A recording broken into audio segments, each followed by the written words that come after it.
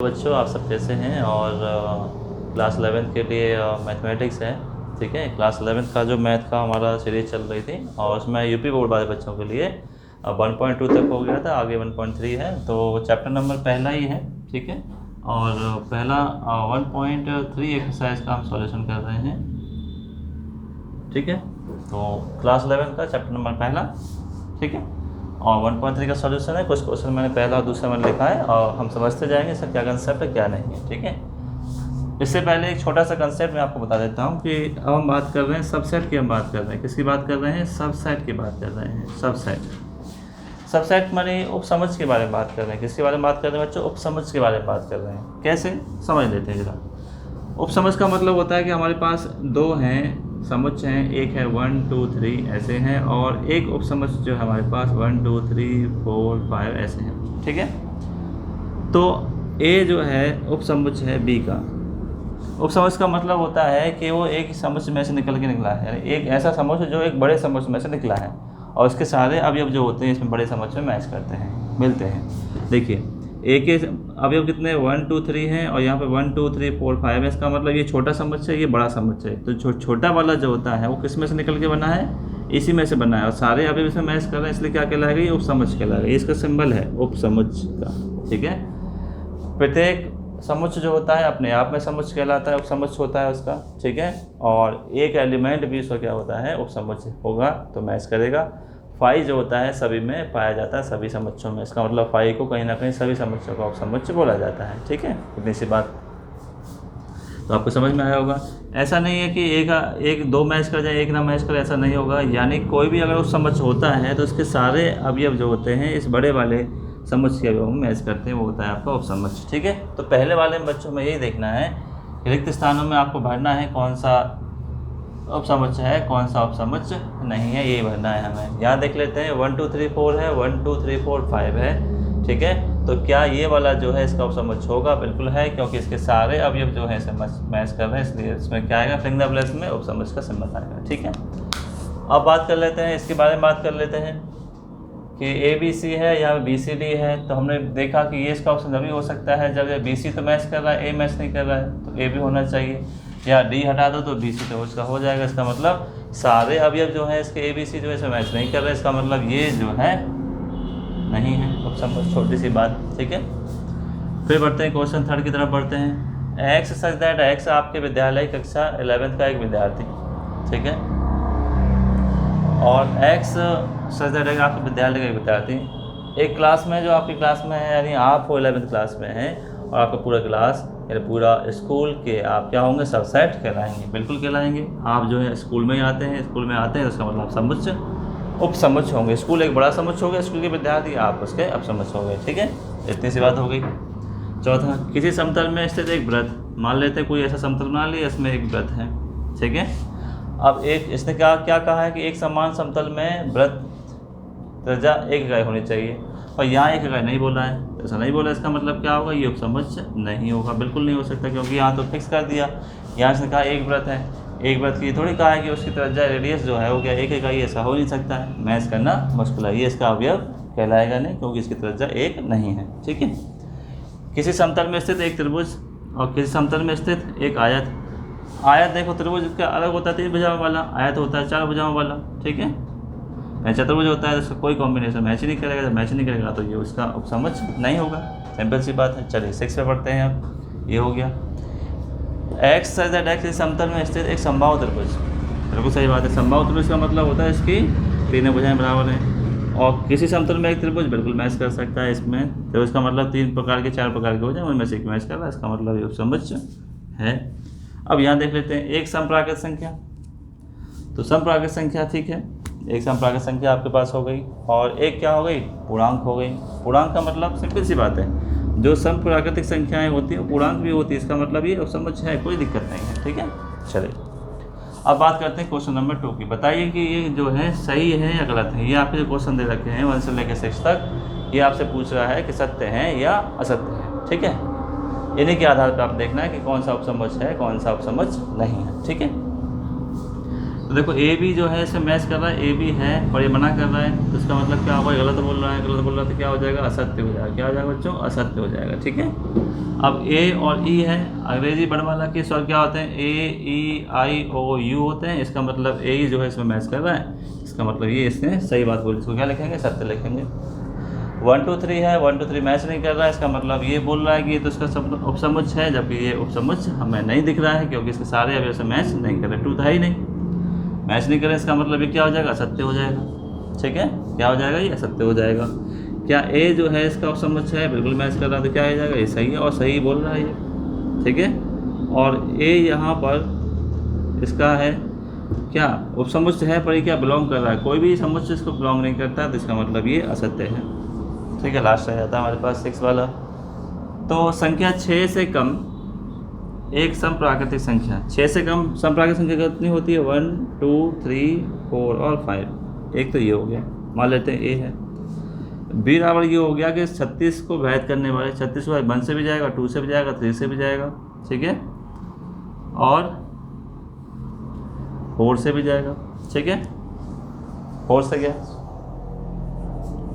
4 से जाने के बाद 6 से भी जाएगा, 9 से भी जाएगा। ठीक है, 6 से भी जाएगा और 9 से भी जाएगा, 5 से नहीं जाएगा। अच्छा, उसके बाद किससे जाएगा, 12 से भी जाएगा, 18 से भी जाएगा, और 436 से जाएगा। अब क्या ये इसमें मैच कर रहा है, इसका 5 तो मैच ही नहीं कर रहा है, पर एक समप्राकृतिक संख्या लेनी तो इसे 5 नहीं आएगा, कहाँ तक आएगा, 6 से कम। ठीक है, और 6 से कम कैसे लें, 6 से कम एक समप्राकृतिक संख्या, सम में क्या आएगा, 2 और 4 आएगा। तो ए बराबर कितना हो गया, 2 और 4 हो गया बच्चों, कितना हो गया, 2 और 4, और 2 और 4 इसमें है, बिल्कुल है, इसका मतलब क्या होगा, यस, ये मैच कर रहा है, तो इसका मतलब ये सही है। ठीक है, तो 2 क्वेश्चन हमने देखे, 2 क्वेश्चन में हमने देखा कि सत्य और असत्य किस तरह से निकाल सकते हैं, वो आपने देख लिए। चलिए आप देखते हैं बच्चों, क्वेश्चन नंबर 3 क्वेश्चन देखते हैं, और 3 क्वेश्चन में हम समझेंगे फिर से सत्य और असत्य।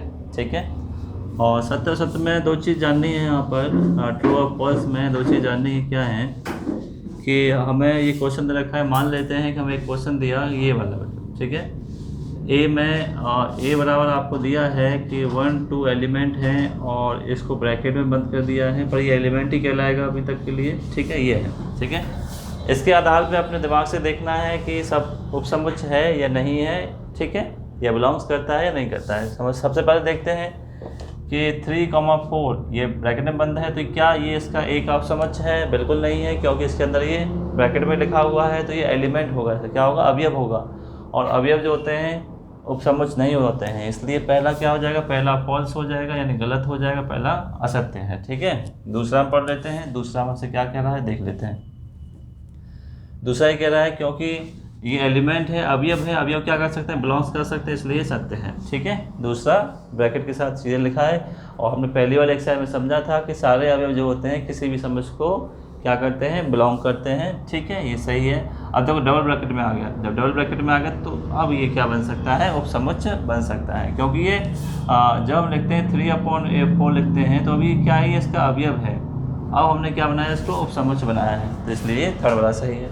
4 देख लेते हैं, 1 इसका अवयव है, बिल्कुल है, बिलोंग करता है, बिल्कुल है, तो इसका मतलब क्या होगा, ये सत्य हो गया। ठीक है, अब क्या 1 एलिमेंट कोई भी जो अवयव होता है उपसमुच्चय होता है, नहीं होता है, इसका मतलब गलत है, यहाँ भी मैंने बताया। ठीक है, सत्य हो गया। 1 2 5 इसमें मैच कर रहा है, 1 2 5 है, क्या उपसमुच्चय नहीं, क्या है 1 और 2 5 है, अवयव में क्या करेंगे, बिलोंग्स करेंगे, इसलिए कैसे सही हो गया, ये बात सही हो गया, 1 2 5 बिलोंग कर रहा है। ठीक है बच्चों, इतना हुआ। 1 2 3 क्या उपसमुच्चय है, उपसमुच्चय बनाया गया है, देखो 1 2 3 नहीं है, ब्रैकेट में इसके साथ लिखा हुआ है, इसलिए ये भी गलत है। 3 और 4 होता तो बात होती भी। 5 बिलोंग करता है, बिल्कुल ये बिलोंग भी करता है और समझ भी होता है, और इसके बाद ब्रैकेट नहीं लगाते, इसलिए क्या होगा, ये असत्य होगा। ठीक है, चलिए अब यहाँ जाते हैं, देखते हैं उपसमुच्चय कितने पावर सेट आपसे बन सकते हैं, घात समुच्चय बन सकते हैं, कितने बन सकते हैं। ठीक है, सभी समुच्चयों के आप समुच्चय भी लिखने हैं और घात समुच्चय भी लिखते हैं, तो क्या बोलते हैं, घात समुच्चय भी इसको बोलते हैं। ठीक है, सिंपल सी बात है, देखते हैं लिख के। इसके लिए फॉर्मूला क्या होता है, एक फॉर्मूला बच्चों जो होता है, एक सूत्र जो क्या होता है, 2 की पावर n। n का मतलब क्या होता है, अवयवों की संख्या होती है, अवयवों की संख्या यहाँ पर होती है। अब यहाँ पे एक ही अवयव है, इसका मतलब क्या हो गया, 2 की पावर 1 हो गया, यानी 2 अवयव, 2 कितने बनेंगे यहाँ पर, उपसमुच्चय बनेंगे, क्या बनेंगे, उपसमुच्चय बनेंगे। कैसे बनेंगे? एक तो 5 हो जाएगा, दूसरा क्या हो जाएगा बच्चों? दूसरा अपने आप में 1 होता है। अपने आप में सभी समुच्चय क्या होते हैं? उपसमुच्चय होते हैं। पहला सॉल्व हो गया। दूसरा ए बी, फिर से देखेंगे फॉर्मूला क्या है? 2 की पावर 2। एलिमेंट कितने हैं? 1 और 2। 2 की पावर 2 कितने बनेंगे इसके? 4 बनाते हैं। पहला तो हम जानते हैं कितना होता है? 5। दूसरा क्या बनेगा? सिंगल ए। तीसरा सिंगल बी। चौथा कितना बन जाएगा? अपने आप में ए बी। समझ में आया होगा आपको? ठीक है, ऐसे बना। दूसरा हुआ। दूसरा देखने के बाद फिर देख लेते हैं कौन सा? तीसरा देख लेते हैं। कितने एलिमेंट है? 1 2 3। क्या लगाएंगे? 2 की पावर एन वाला फॉर्मूला, 2 की पावर 3 हो जाएगा। 3 कितना होता है? 8 होता है। ठीक है, तो एक तो 5 बन गया, एक अपने आप में 1 हो गया, एक अपने 2 हो गया, एक 3 हो गया, एक 1 और 2 हो गया, एक 1 और 3 हो गया, और एक 2 और 3 हो गया, और एक 1 2 और 3 हो गया। ये सभी क्या है? उपसमुच्चय। 8 ही है, 8 बने। 5 है, कोई एलिमेंट नहीं। 5 का मतलब क्या? रिक्त समुच्चय होता है। रिक्त समुच्चय का मतलब 2 की पावर n का 0 यानी 1, और अपने आप में एक इसका अवयव होगा। ठीक है, ये बात समझ में आ गई होगी। इसका मतलब ये भी आपका सही हो गया। ठीक है, पावर सेट ऑफ कितने अवयव होते हैं? क्वेश्चन नंबर प्रश्न पूछ रहा है। यदि a बराबर 5 है तो कितने अवयव होते हैं? 5 होता है तो एक अवयव होता है। कितना होता है? 1। ठीक है, कितना हो गया? अब ये निम्नलिखित में से क्वेश्चन नंबर 6 में पूछ रहा है अंतराल रूप में लिखना है। अंतराल रूप में सिंपल सी बात है, कैसे लिखेंगे देख लेते हैं। एक फॉर्मूला होता है, फॉर्मूला देखते हैं क्या होता है। पहला फॉर्मूला हमने देखा, तो इसको क्वेश्चन नंबर 6 को 7 को एक साथ करेंगे। इसको भी देखें, देखो ये लेस देन और इक्वल है। देखिए सिंपल सा मतलब है, अगर कोई वैल्यू यहाँ पर है लेस देन x और इसके साथ है तो इसको क्या बोलते हैं बच्चों? ओपन इंटरवल, यानी खुला यहाँ पर अंतराल बोलते हैं जब यहाँ पर लेस देन और लेस देन आता है। सिंपल सा, ठीक है। और दूसरी बात है कि एक इक्वल आ सकता है, एक लेस देन आ सकता है।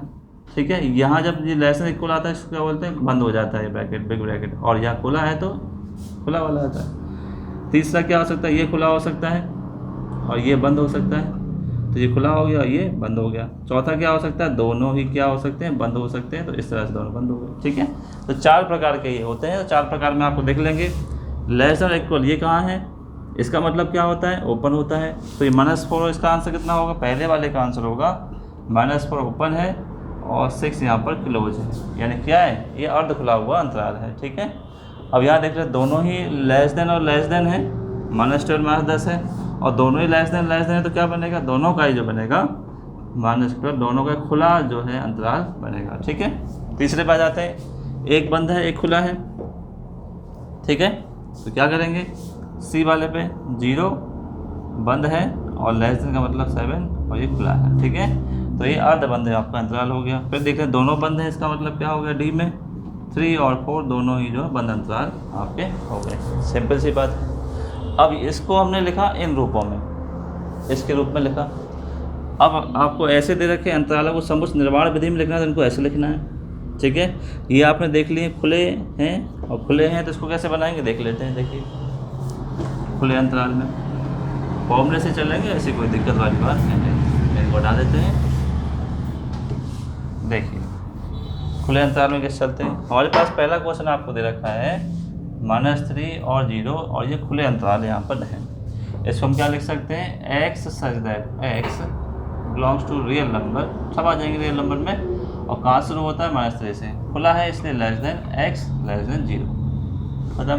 ठीक है, सेकंड में दोनों बंद है, बंद अंतराल है। यहाँ पर बंद में क्या आता है? x x रियल नंबर है, और बंद में कहाँ शुरू हो रहा है? 6 से शुरू हो रहा है, लेस देन इक्वल, बंद के लिए इक्वल आता है, और x कहाँ तक जा रहा है? 12 तक जा रहा है। ये भी हो गया। थर्ड क्वेश्चन, ये अर्ध खुला हुआ है 6 और 12 मान लो। ठीक है, अर्ध खुला हुआ x x है, ये r है, 6 less than x less than equal, ये हो गया। फोर्थ, बस इनके कमाल लिखने का, इनका सिंबल होगा। इक्वल है तो बंद हो जाता है। ठीक है, इक्वल तो क्या हो जाता है? बंद हो जाता है इस तरह से। ठीक है, दोनों साइड दोनों बंद हो जाएंगे। इक्वल नहीं है तो खुला रहेगा। अब ये बंद हो जाएगा -23, और ये आपको खुला हो जाएगा। तो क्या लिखेंगे? x belongs to r -23 less than equal, और कहाँ तक चलेगा? 5 तक चलेगा। ये आपका क्वेश्चन नंबर 7 हो गया। ठीक है बच्चों, चलिए यहाँ तक हुआ। अब बढ़ते हैं 8 और 9 की तरफ।